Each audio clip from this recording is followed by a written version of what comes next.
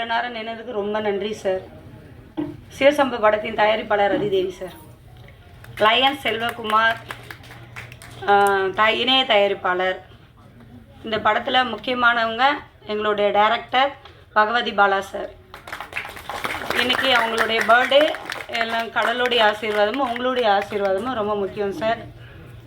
அப்புறம் இது ரொம்ப ஹார்ட் ஒர்க்கான படம் சார். என்னுடைய 2018 பட்ட கஷ்டங்களுக்கான ஒரு மேடை இது. நிறைய பேசணும், ஆனால் நிறைய பெரியவங்க இருக்காங்க, அவ்வளோவா பேச முடியாது. இருந்தாலும் சொல்கிறேன், என்னுடைய உழைப்பு, என் கஷ்டம், என்னுடைய லட்சியம் எல்லாமே இந்த படம் தான்.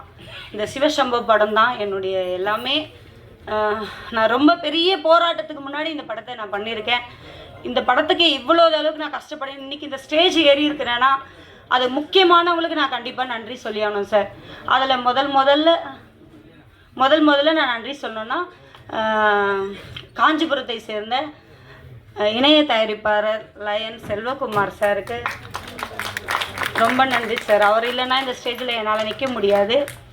என்னுடைய ஜட்ஜிங்க சார் எங்களுடைய பவர் இல்லைனாலும் அவங்களுடைய அட்வைஸை கேட்டு தான் இன்றைக்கி இந்த ஸ்டேஜில் நான் நின்று இருக்கேன். எங்கள் ஜட்ஜி சாருங்க வந்திருக்காங்க, அவங்களுக்கு பெரிய நன்றி சார். அதுக்கப்புறம் மூணாவதாக நான் சொல்லணுன்னா, இவங்கெல்லாம் இருந்தால் மட்டும் போதாது, ஒரு இயக்குனர் இருந்தால் தான் ஒரு யாராக இருந்தாலும் தயாரிப்பாளர் ஆக முடியும். சும்மா எல்லாராலே தானாக தயாரிப்பாளர், பணம் இருக்கிறவங்களாம் தயாரிப்பாளர் ஆகிட முடியாது. அதுக்கேற்ற உழைப்பும் இருக்கணும், அதுக்கேற்ற டைரக்டருங்களும் கரெக்டாக இருந்தால் தான் பண்ண முடியும். அந்த மாதிரி இந்த இடத்துல என்னை நிற்க வச்சுக்க மூணாவது நபர்னு சொன்னோன்னா எங்கள் டைரக்டர் பகவதி பாலா சாருக்கு நன்றி சார். அதுக்கப்புறம் என்னுடைய குடும்பம் தான் எனக்கு எல்லாமே. ஏன்னா ஒரு பொண்ணாக நான் வெளியே வந்து சாதிக்கிறதுக்கு காரணமே என்னுடைய ஃபேமிலி தான். என்னுடைய அம்மா வர முடியல, அவங்க உடம்பு முடியல, ஹாஸ்பிட்டலில் இருக்காங்க.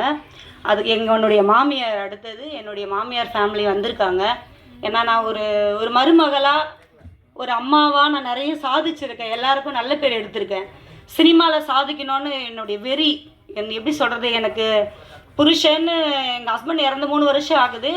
அதுக்கப்புறமும் நான் கவலைப்படாமல் இன்றைக்கி நான் துணிஞ்சு நிற்கிறேன்னு சொன்னால் அது சினிமா தான். I love my cinema. N cinema தான் எனக்கு லவ்வரு. என்